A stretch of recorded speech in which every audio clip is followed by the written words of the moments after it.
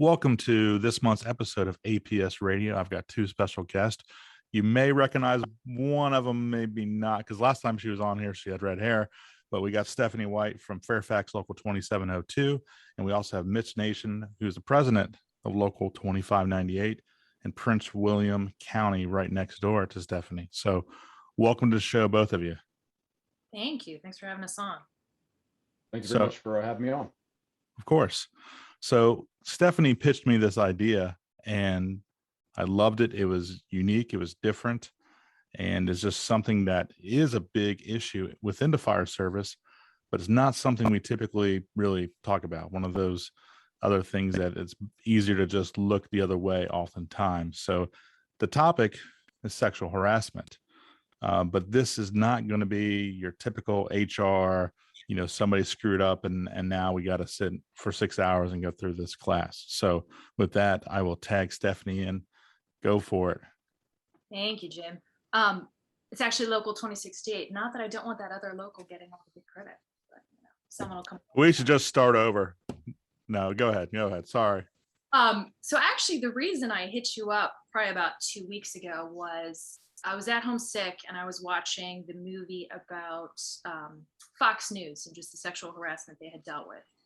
And there's a scene in there where Megyn Kelly, who had been harassed for many years and just kept her mouth shut for her career's sake, an intern who had been through some pretty horrific stuff was looking at her and she started crying and she said, you could have stopped this years ago. You could have come forward.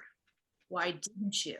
And that was just, it was a kick in the gut, I think, for all the females who are in the generational ladder of having worked through the keeping quiet about things without coming forward. So I thought, well, how can we best talk about this without going back? And you see, I think when women talk about sexual harassment, I think they've reached the end of their rope. And so it then becomes this big bombshell that tears departments apart. LA is going through it right now. And I didn't want to do that. I didn't want to tear departments apart or talk about a very divisive subject. So today, I think what we really wanted to cover, as you already stated, was what you don't hear in that horrible 6-8 hour boring HR thing that really we either get yearly and then we get the really big one when someone screws up and we all kind of pay the punishment. And I feel like in that 6-8 hour class, when we're all sitting there, we walk out very divided. The guys kind of avoid the girls for a while. And then the females are then mad at that one female. Oh, great. You put the spotlight back on us. You made our life harder. And nothing good ever comes out of that situation. So some poor female has stepped forward, be it a right or wrong situation, and nothing good normally comes out of it. So today, I just want to talk about the fact that, we have to be realistic.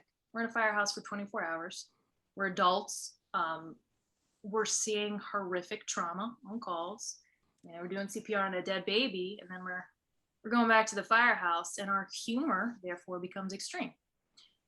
So how do we set up an environment where male and female alike can sit next to each other, feel comfortable enough to have a joke slip out that maybe is one step too far, and then to have the shift or the female, whoever, be comfortable enough to say, hey, one step too far, reel it back in, and to have everyone be okay with the situation and find a defined boundaries, because we don't talk about that. We simply say, everybody's got a no-no zone, nobody touch it, nobody tell any sexual jokes, and we leave it at that. And that just leaves us all navigating this room blind, walking together, and it's ridiculous. Absolutely. Now, how long have you been in the fire service at this point?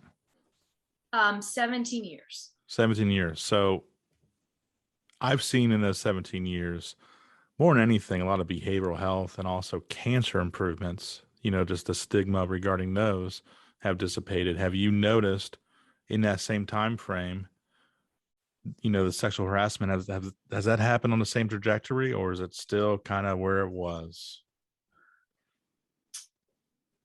That's a loaded question. because I think some individuals out there know that certain generations of women are, I hate to say trained, but we're so more used to not talking about things. So if you're going to go say something inappropriate to someone, they might be the one to say it to. So that is my experience. But then again, I get the feeling that if I were to ask a female with 5 years in or 2 years in, that they absolutely would probably tell you that there's an absolute change in culture, not change in the county and HR and those things, but hopefully a true change in culture, not just fear-based. So Okay. I think it depends on who you ask, if that makes any sense. No, it does. It does. And I apologize for a loaded question, but I figured we're gonna have a couple of those in here. that's fair. It's fair game. With those 17 years, I'm sure you've been in situations, or your fellow female firefighters have been in situations as well. Is there any kind of case studies that you would have to where things, were being able to be de-escalated, or they progressed and they went downhill really, really bad? Can you kind of compare how things can go good and I guess bad as well? So without getting into too many war stories, because that wasn't one thing I want anyone who listens to this to walk away with is definitely not here to beat up the fire service in any way, shape, or form. This is learning, growing. Hey, how do we get better as a fire service? But unfortunately, I am going to have to tell a war story too. So interestingly enough, probably about 2 years into my career, I had a situation with an officer. I'll try to keep this story short. Who my very first day said, "Hey, for whatever reason, I don't like you. I'm not gonna like you. We're not gonna get along," and I absolutely found a way to, with paperwork and with everything else, to make my life a living hell. But what was interesting about that situation was the guys on the shift all noticed it. And one by one by one, about 5 different guys stepped up and just each and every one went and said, no, this disparaging treatment isn't okay. And one by one by one, they each got punished. False accusations were made. Their careers were starting to get screwed over. But it was amazing to see that they still kept stepping up to say, hey, this situation isn't correct. It's got to stop. And I walked out of that assignment. It's a hysterical but not great story. It went on for about 6 months, and it culminated in someone finally calling a deputy and saying, hey, things have gotten physical, things have gotten way too far. But when I walked out of that assignment, I didn't walk out hating the department. I didn't walk out with an absolute bitter view on the fire service. I walked out having seen 5 of the guys who ride on that engine with me having just fallen on a blade for my career and for the right thing. And that made the difference in crew continuity and how we performed on calls. And just how I viewed the fire service going forward. I then walked into my next assignment, which was an amazing assignment with amazing guys, without having any kind of defensive anti-male hang up, if that makes any sense. Absolutely. And And go ahead. I'll wait for your question. It seemed like you were going to finish that thought and I stepped on you. No, it's just, I was going to finalize that's a case study in a situation done right, but that's not the thing we ever hear about. That's not the thing that makes it to the news. That's not. And I would like to think, based on 17 years and having unfortunately had that happen more than once, that at least in my area, my department, that's the norm and not the exception. And that's the correct way to have it done. But we don't hear about that. Sure. Now let's bring Mitch into all this stuff. How did you end up meeting Mitch to begin with? Mitch is the president of the local of the county that is right next to mine. And I actually started back in 2003 there as a volunteer. And women were a very, very rare thing back then in '03, career staffed women. And some of the things I noticed in that county, I knew they were very similar to my county, but maybe a year or two or 5 or 10 behind because there were way fewer females. So I knew it was something that he had probably heard of, seen, experienced, and would have similar outlooks on. Okay. And Mitch, just kind of to get everybody's perspective, how big is your department? So Prince William County is just south of Fairfax. We like to say an hour south of DC. We don't like to reference our big brothers and sisters to the north. We're the second largest local, the second largest department in the Commonwealth of Virginia. So about 750 to 800 uniformed. 25, 27 firehouses now that we're running, 3-person rigs. We're fire-based EMS also. So large department. Nice. Good deal. And going back to 2003, I imagine it's probably similar to really a lot of departments, including my own. Not that many women back then. Has that gone up substantially since, in between then and now? It absolutely has. I was hired in 2005, so similar time frame to Stephanie. And I'll say is that one of the questions you asked about earlier is like, have we seen advances in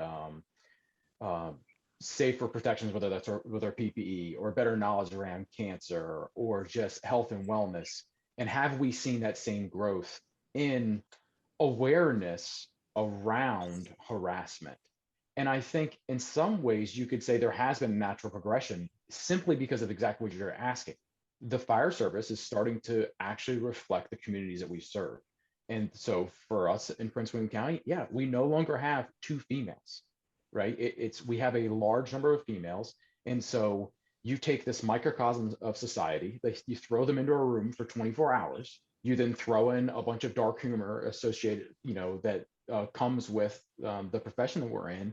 And you're going to have, and look, it doesn't always have to deal with, sexual harassment. It could just be political, but you're going to have tenuous discussions, right? They're going to cross lines at times.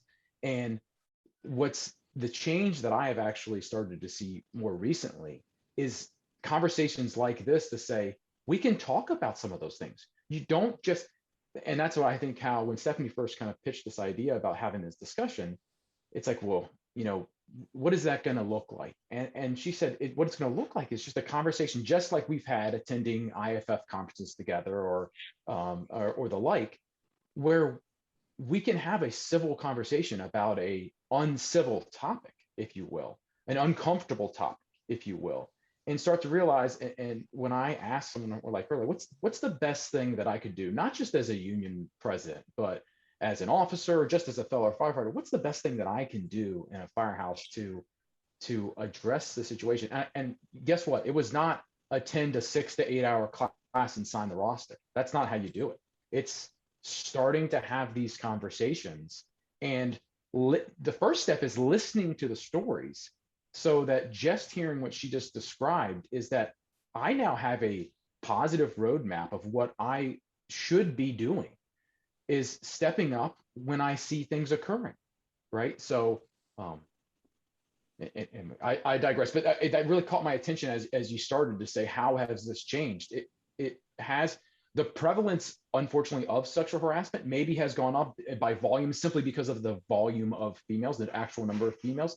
But I hope that there's actually been also a change in our culture to be aware of it. And more importantly, to say it's not right. It's not okay. Perfect. Talking about that change of culture, I know, Stephanie, you've done so much regarding just reproductive rights and fighting for maternity issues and policies throughout your department. Is this something where, have you had the opportunity to actually go out to a recruit school or just kind of early on in the career and basically kind of coach these women coming in, this is how you can head this stuff off and just kind of try to get through things and not make a huge big deal about it? So we did that once, I think, in 2007 or 2008, that I was involved in, and was never involved in it again. And the premises of the conversation was, you know, be respectful of everyone around you, kind of thing, but don't let people pick on other people. If you hear people spreading rumors, stuff like that, cut it off at the pass. And I don't think it was a very, I'm not sure that the higher ups were necessarily okay with new people being confronted with the uglier side of shift work right off the bat. So that is something where I think one of the greatest things to come out of all this political discourse that has been uncivil is we're now, as a fire service and as a nation, becoming more uncomfortable and becoming more comfortable with uncomfortable conversations. And so I think hopefully that will kind of break through into, hey, let's start to have uncomfortable conversations up front, because people should know what they're walking into, and they should know that they're going to be the generations that change it. So hey, I'm not saying you're walking into this situation. You don't even need to reference the situation. Just walk in and say, hey, everybody treat everybody this way. It doesn't need to be a negative conversation. Wish it was that simple. Just go walk in and go, golden rule, everyone. Don't be assholes. Exactly. Mitch, have you guys been able to do anything? No, I mean, I think probably like any large department across the nation, you're going to have your mandated training, right? And that mandated training is going to come just at regular intervals. When you get so large, you're just going to realize that this is the national trend and this is what needs to be done. But that's just checking a box, right? You will then, unfortunately, obviously, will have what some would claim to be knee-jerk reactions to the negative situation that does arise, right? And Virginia's an interesting bird with us having currently, no one's got a contract yet, no collective bargaining rights, right to work state, is that even as a union president, I don't have that direct influence over discipline to get into when I can see an interview being done of an investigation. So the rumor mill is what fuels that, right? Which is just, it moves fast and it doesn't move factually. And so, but at the end of the day, it occurs, right? So you can act like, oh, we're doing this private investigation and no one else knows about it. No, everybody knows about it. They can read whatever staffing program you use and see that folks are in meetings and they're doing these sorts of things. And so, but that's not, I don't believe, when you get success, like real success in changing a culture in response. Instead, it is having these real organic conversations, which are uncomfortable at times. I mean, the first thing that what I've tried to do is what I've been trying to do here just now is just keep my mouth shut and listen, which is difficult because I love to talk. But what I in doing so come to realize is that, wow, this is not such a rosy environment that I see it through every single day. And you start to talk to a female or two and they say, oh yeah, I've had folks, send me a text or call me up in an inappropriate way or say something to me. And I didn't even know that. It blows my mind. So, but that conversation now it gets into my face to say, wow, this is more prevalent. This is not something from afar, right? It is here. It's insidious. And so my inaction is an action in and of itself. And so maybe when you hear a joke that could be, as Stephanie alluded to, right on the border, right? It's questionable. But it's a lot more questionable if you know the background as the person making that joke also made an unwelcome advance on somebody or had previously sent a picture to somebody or something along those lines. And so that context matters. But I think that's where some real learning can occur. It's through sharing, having the uncomfortable conversations. That goes right. Let's go ahead, Stephanie, please.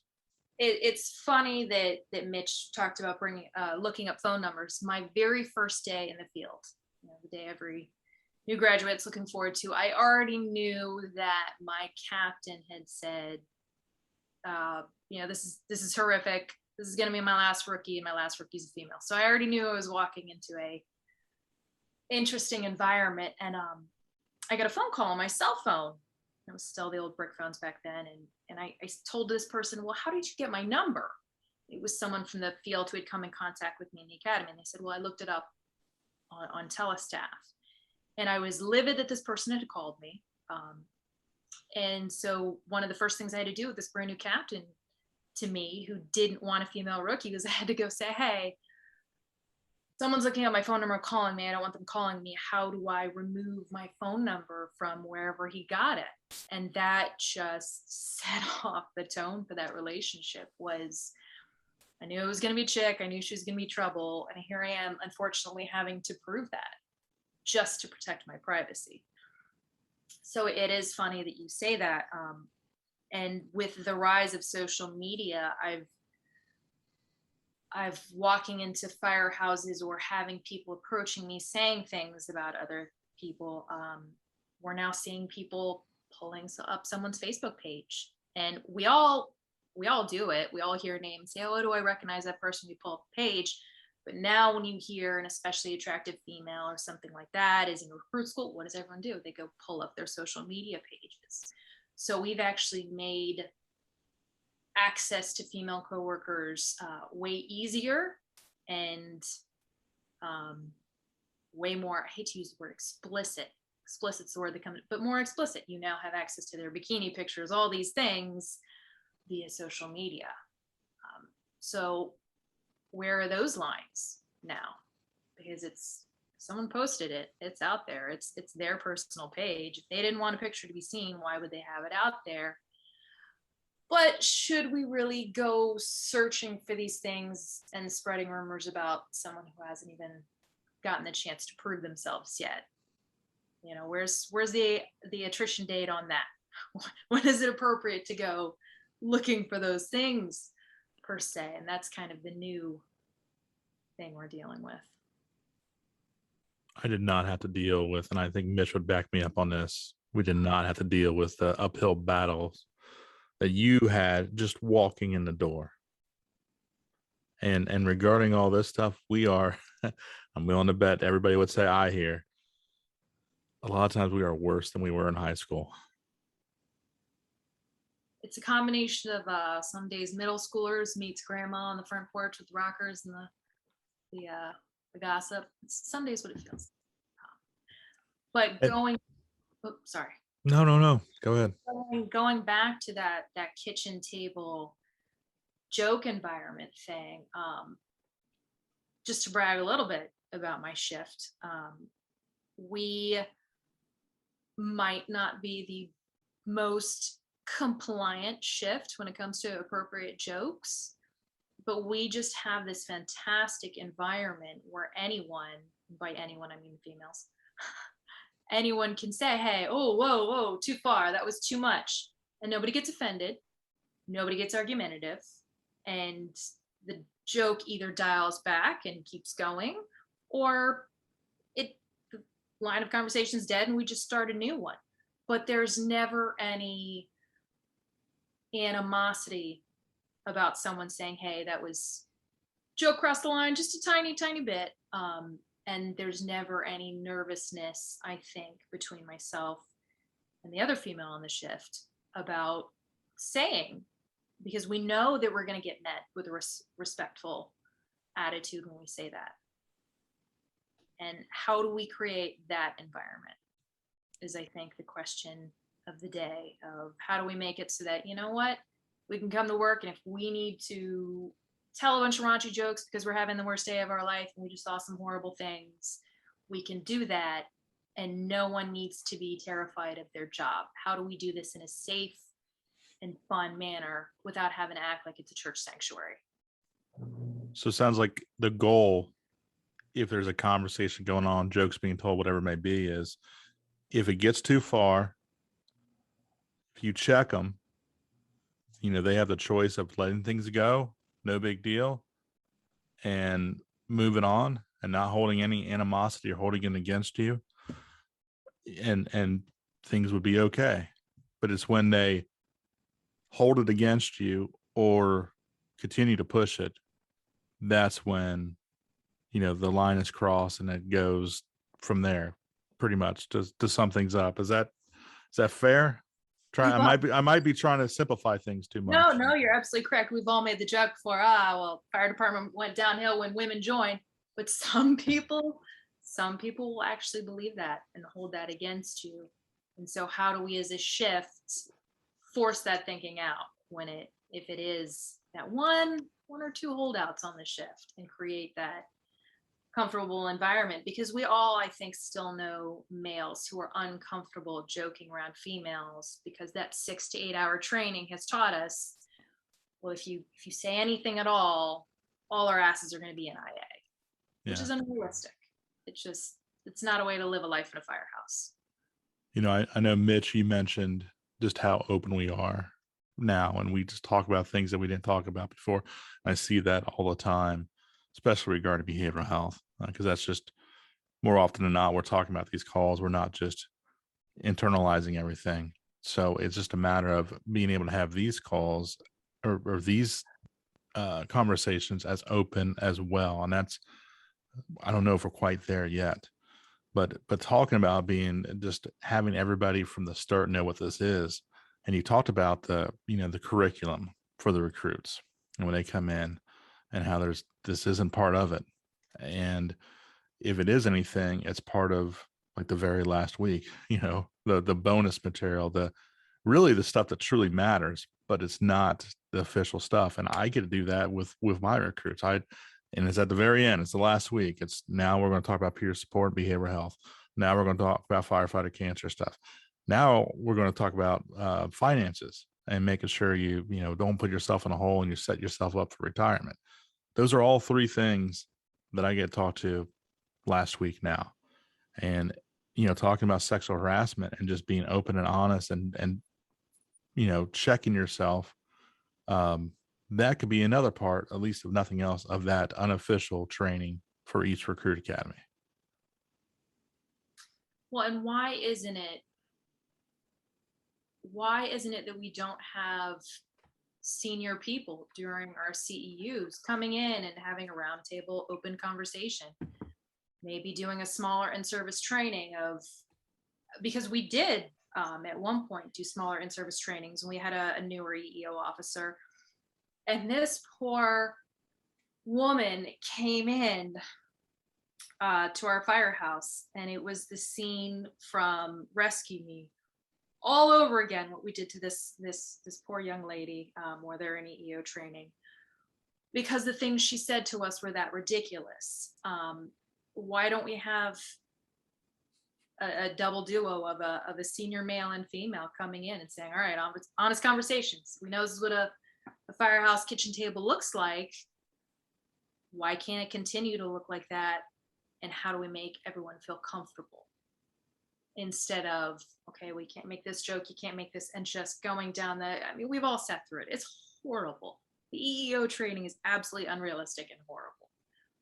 Why don't we at this point have a better, more realistic version? We've been hiring females since the 1970s in our area. I know other areas I can't even imagine what it looks like for those females who have just been the first 1 or 2 females hired.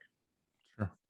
We have an innate refusal for some reason when it comes to this subject to be realistic about it, but it's the topic that has the ability to land us all in the news. And that's the funny thing about it, is it's the topic that is most likely going to get our department destroyed for a couple of years in the media, and it's the simplest conversation. I think you just brought up an interesting point, Stephanie, and you talk about just sometimes if a training is so far-fetched that it loses its power. It's the same thing as a policy, right? If you have a policy that no one enforces, that undermines every other policy, right? Because just the fabric of your policy book then it is not worth the paper it's printed on. And so it's not going through the motions, right? It's having realistic training and realistic policies. And if you've got a policy on the book, take the topic of the day away. But if you have a policy on the book that no one follows and it's antiquated, then get rid of it, because it's undermining every single other thing you're doing. And so if you think, now coming back to the topic of the day, is that if you think by checking the box with the 6 to 8 hours of online training, then we're good, no, that's just as laughable. And in this case, the fear of the news cycle should be real, but also, look, I'm the president of my local. I'm a lieutenant in the county. I'd like to think that people call me a brother, but I'm a dad. My little girl turns 13 next week. And so on a visceral level, that plays to an awful lot of us, right? Is that, would you stand for this if this is your daughter coming through the door? And so have those realistic conversations and say, yeah, I am going to check some of that conversation. It's a different measuring stick. Being big brother, if not dad, big brother. You wouldn't want your sister treated like that. Right. And I would also say is that we've been focusing, because we introduced this as a discussion about sexual harassment, and we've been kind of focusing specifically on male and female. But as our service has evolved and really starts to look like the citizens we serve, we absolutely have young firefighters, old firefighters, homosexual firefighters, straight firefighters, bisexual firefighters, white firefighters, black firefighters, Asian firefighters. And so harassment in any form, right, is the same level of difficulty in those conversations. Tell you what, if it feels awkward to say it, it probably needs to be said in that sense, because you're going to break through these same types of barriers to realize maybe you're not as insulated as you once thought like you were. When you start hearing these stories, you're like, wow, I just didn't know that it was occurring here, and I don't want to allow that to stand. So it's funny that you talk about being insulated. I'm at a firehouse right now where there are 3 of us all born in the year 1985. So we're all either parents or about to be parents. So we're all kind of on the same playing field of life. So we're all close friends. And one of them was driving me on the Medicaid probably a couple months ago, and we were just having a conversation. And it was, I think, a rare quiet day, and I don't know how it came up, but it was just a verbal vomit of stories, and just the look on this poor guy's face.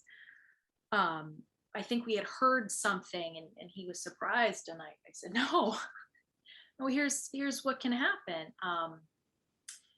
But the funny thing about all of that was when he and I had that conversation, he started watching.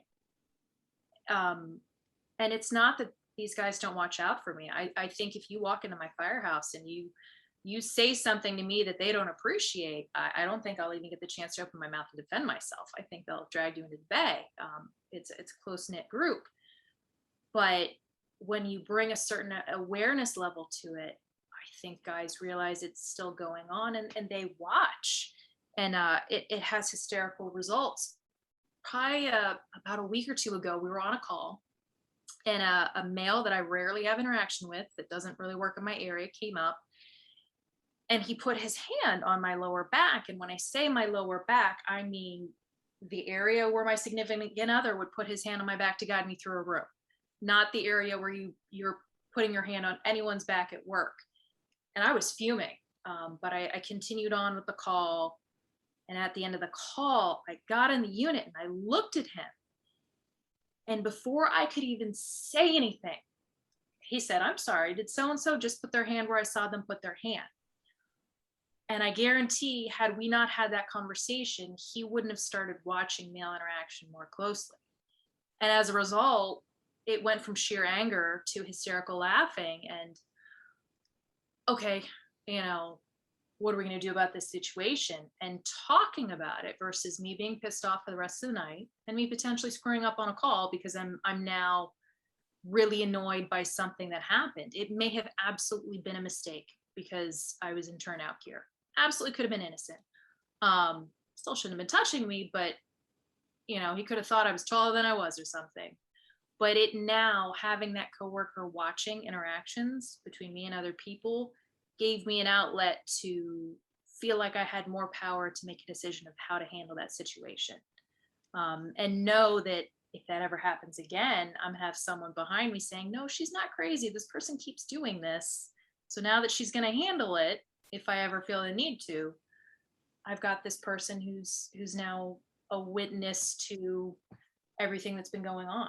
And it's a game changer for females mentally, knowing other people are behind them saying, no, they're not imagining things, they're not exaggerating, they're not, because unfortunately as females we can be our own worst enemies. Sometimes we can walk into firehouses having read the news and saying, all right, everyone's out to get me. And there are females who will act like that, unfortunately. And so when some do speak out, it's kind of shut down as that, oh, you're taking things too literally, too far, whatever. So just making your male coworkers aware. Sorry for the long diatribe. It's great. You can kind of sit back and let them start to take the lead on defending you. And that's a beautiful thing. It's a great feeling. And that goes to the communication, being able to actually be open and not having to internalize this like you may have earlier on. And then, like Mitch said, your daughter treating you like, your daughter, his daughter.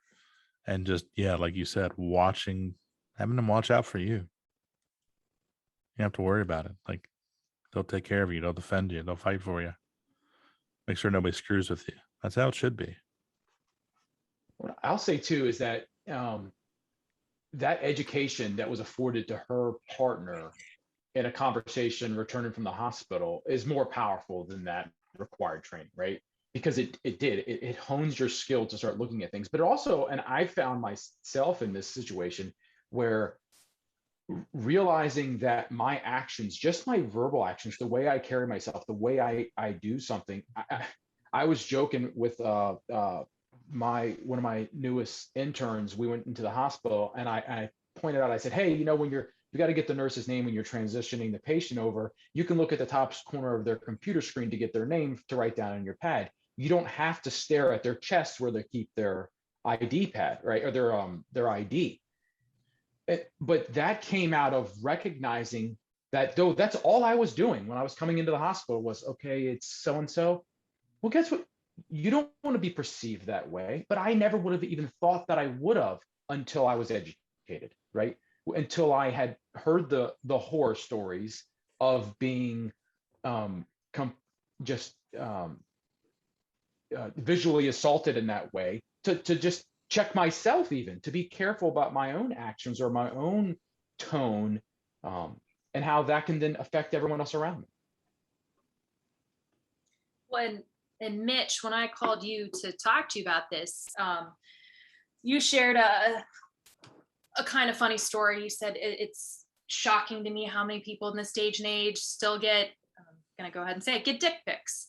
And we kind of laughed about it, but I told you a story that will always impact my career. I was having issues with a male that was not in my department, but just a guy doing that. I think I was about 20 or 21 years old. And my driver said, why are you tired? I said, this person keeps texting me at 1 a.m., 2 a.m., 3 a.m. in the morning.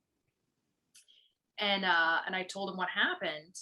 And he said, either you handle this, or I'll handle this, or the captain will handle this.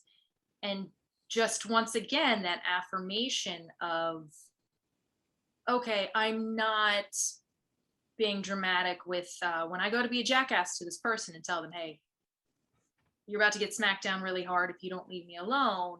I think women struggle with feeling dramatic. And I don't know if it's our biology or society around us or whatever, but having guys raising their hands saying, no, that's you really shouldn't. Dick pics are not normal. You should not be having someone text you that. You would be surprised. In the beginning of my career, the females around me and me, that was a normal thing. So I always gauge where my career was 10 to 12 years ago is probably what women are going through now, potentially in departments that are just hiring their first crop of women. And I know I've already made this point, but I'm making it again because it's such an important point. Having a guy standing behind you saying, you are not being dramatic. This is your basic human right to protect your sanity.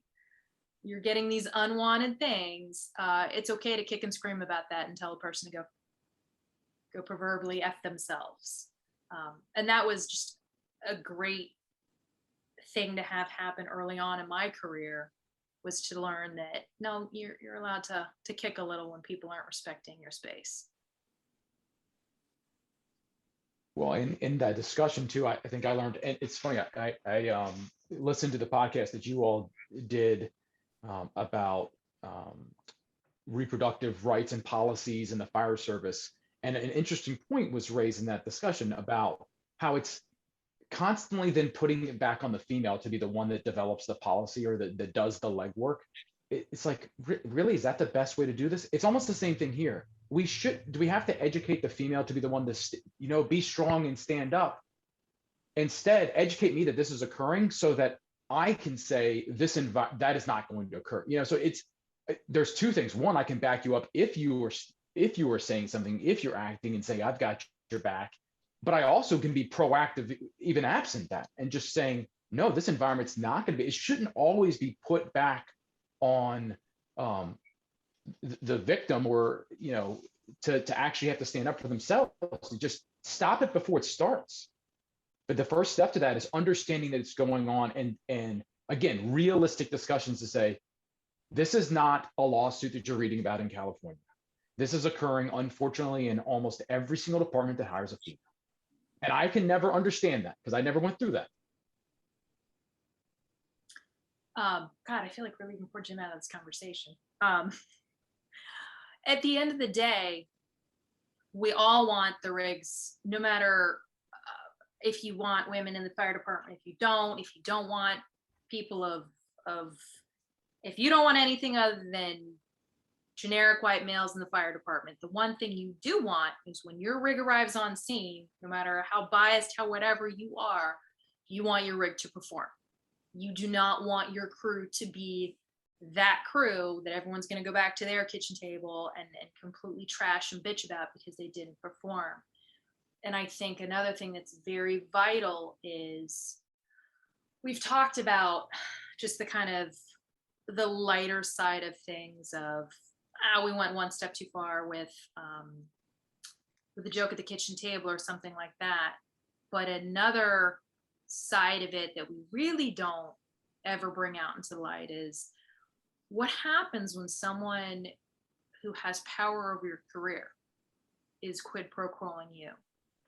And I think because we don't talk about that, I think people would be shocked to see that when it happens. And we'd be amiss if we didn't, in this conversation, talk about being more cognizant of that, and watching women and seeing when they're uncomfortable around someone in their battalion or their firehouse or whatever, and noticing odd behavior, and then noticing the female's performance on calls beginning to slip.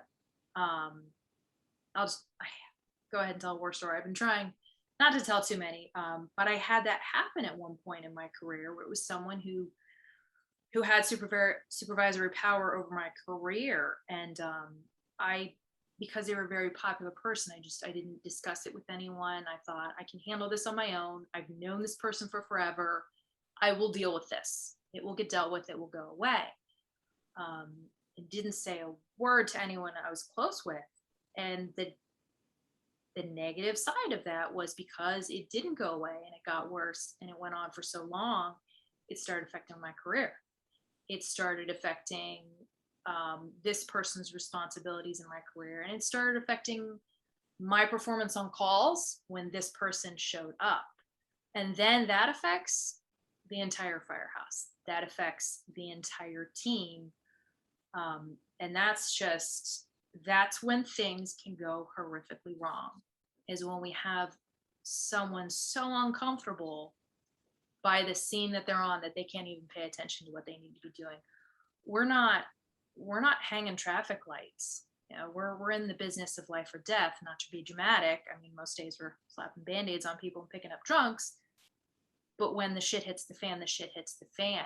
And this side of it is something that needs to be a serious conversation of, hey, we can potentially fail at our mission if one person is being incredibly stupid and this person can't hold up their weight as a result, because just the psychological beatdown of not knowing when someone can destroy your career because you're not giving them what they want can happen. That's devastating. And that is something we never talk about. So that's something I have started to kind of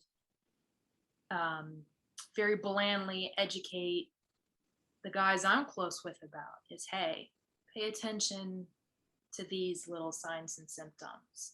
And that's jumping really into mental health as well, because it's the same signs as many other things. But God, when we go so far that the rigs going out the door are affected, shame on us for not having that conversation in a realistic way. Yeah, I tell you what, recognizing is one thing. And the only way you recognize is through education like this. A conversation like this is the education portion. But then it's having the courage to speak up, right? And maybe you missed the mark. And now you've got egg on your face because in reality, it was just well, no, I'm just haven't been feeling well at home, not sleeping because the kid's up, and I'm just okay. But you've got to have the courage to miss that mark, because if you don't, if it is real, what you are recognizing is a true issue, that matters, right? Your action to talk to that person it is important, right? It's not enough to recognize, you actually have to act. And the longer you wait and let things go and go and go, it gives them the idea that this is fine and they can continue to do that and probably push it even further and further. It becomes normalized behavior. So you need to be able to check that early on and stop it there before it progresses.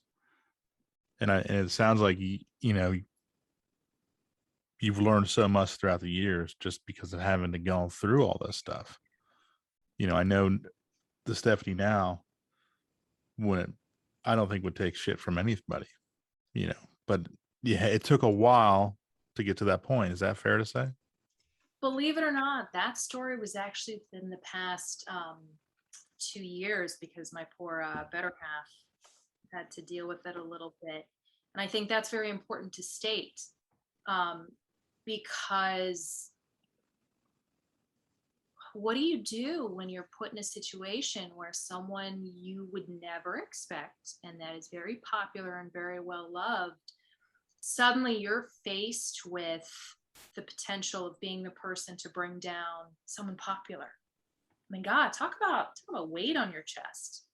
Talking about you'll never be spoken to again. You'll never be dealt with again.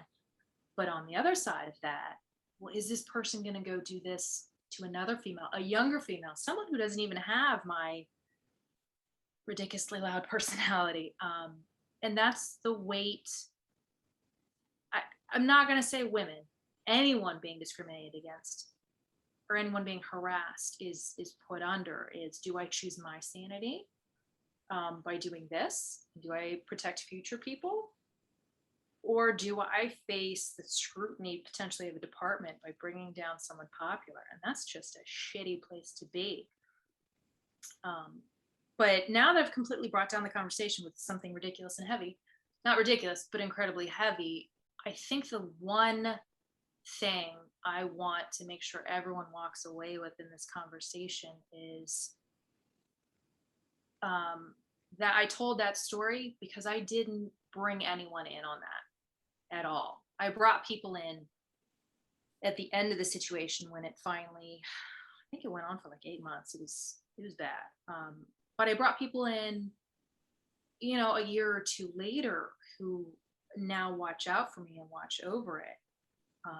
But that situation compared to the first situation I told you, I mean, the first situation, it didn't affect my job, didn't affect how I acted on calls, because I knew I had so many people behind me. And when, as women or anyone being discriminated against, when we don't tell people what's going on, you're carrying this huge and heavy burden by yourself, and you're not going to function at peak performance.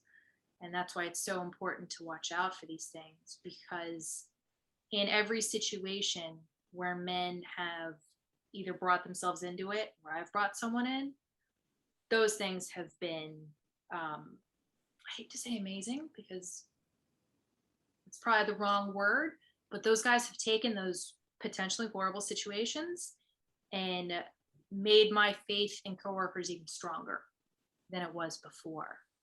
Because it's just, there is nothing more amazing than having your crew go to bat for you. And that's what I think we need to be focusing on, is there are ugly stories out there, and we have the power to make even better stories than those stories are ugly by having more conversations. This has probably been the least giggled filled conversation I've ever had with Mitch. Not that Mitch giggles, he does not. It's a heavy, awkward topic. What do you do talking about something like this? You're going to be treading weirdly and not have the jokes. But it's just, like Mitch said, we're starting to reflect the people we serve. We're getting such a diverse work group coming in. It's time to be a little awkward. It's about doing the right thing and treating people with respect. I mean, it doesn't have to be overcomplicated. Treat people how you would want to be treated, and stand up for what's right. Stand up for people, and just don't let this shit go down. It doesn't matter who you are, where you're at, because this is, you're just talking about your situation. There's how many fire departments are there out there? I mean, this is something that isn't talked about, and I'm glad that fire engineering gives me a platform to discuss this and put this out, and I hope it gets traction, just like some of the our last show that we did as well. That's stuff that we just don't talk about. It needs to be talked about. I'll even go as far as saying, I'm sure when Bobby watches it, he's going to go, Stephanie, I think you should write an article about this, and also I need a proposal so you can come to Indianapolis and talk about this at FDIC, because it is a message that needs to be spread. And this is just one platform, but there's other platforms that you can use to get out there, as far as really, I mean, more than just this country, it's beyond that. So basically, I just assigned you a bunch of homework to do. Thanks. Sorry. I heard you can't have expletives in articles, so I might be out on that one. It's going to be a lot of red little lines going through that one. You caught yourself earlier very well. I was impressed. Right, Mitch? Yeah. So how about both of you? Let's do a take-home message. And I know you've already touched a lot about that stuff, but just really, what's the next step in all this stuff? Where can we go? What can we do to help prevent these situations or mitigate them much earlier on, so you're able to have your career and concentrate on your career and just be a firefighter, not deal with this extra baggage that is because of your orientation or your sex or whatever it may be. Well, I'm going to round out my conversation by starting a completely another conversation, which is the death of the kitchen table, right? We're starting to see that people who once, when you went to move, your entire shift would be right there. And now most people can't get their shift to come help them with stuff, or we don't hang out. And that's an entirely new conversation. But the death of the kitchen table is really a big part of this, I think. And when we sit down at that kitchen table and we get to know each other and we get to trust each other, which is what we're supposed to be doing anyway, before we run into a burning building or before we're doing a crew operation on someone's dead dad and trying to make them not a passed away dad, right? We're supposed to be performing at peak optimal levels, which is where that kitchen table comes in. And just having conversations and learning our coworkers. And even if I don't respect you, respecting the job enough to say, I don't wish stress and bad things on this person, so I'm gonna watch out for them. I'm going to make sure I don't stress them out. And I'm going to watch out when I notice them being a little squirrely around other people. And I'm going to, maybe if I don't like you, I'm going to sign the person who does like you and get along really well with you to have a conversation with you. It's about caring about those rigs when they go out the door and setting the tone before we do that. Perfect. The only thing I'd offer in closing, because I can't sit here and spew a smoking gun or act like I have a bunch of success in this realm. The only thing I can say is be vulnerable and honest enough to say you don't know what you don't know. Be open to these discussions. Have an ear to listen, but really listen, right? Don't just hear, but listen. Or listen but not hear, but actually actively do that, and then act accordingly. I mean, you said it earlier, is that this is just treat others the way you would want to be treated, right? And so it really is that simple, but actually do that. Don't just give it lip service. But I mean, I would certainly challenge anyone in the fire service to have these uncomfortable conversations and grow from them.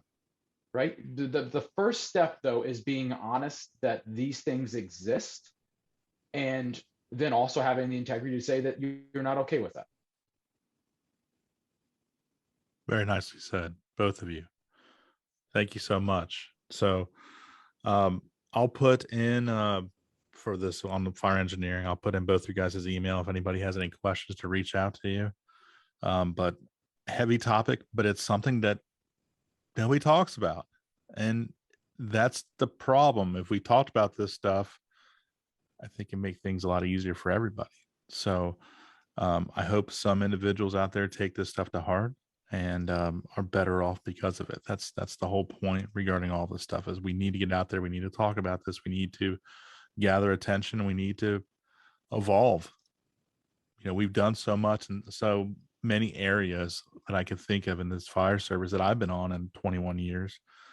And this is something that needs to catch up, quite simply. So with that, she's Stephanie, he's Mitch, and I don't know whose dog that is, but we're out of time, and I'll be back on here next month. So thank both of you so much. Thank you, Jim. Thanks for the platform, Jim.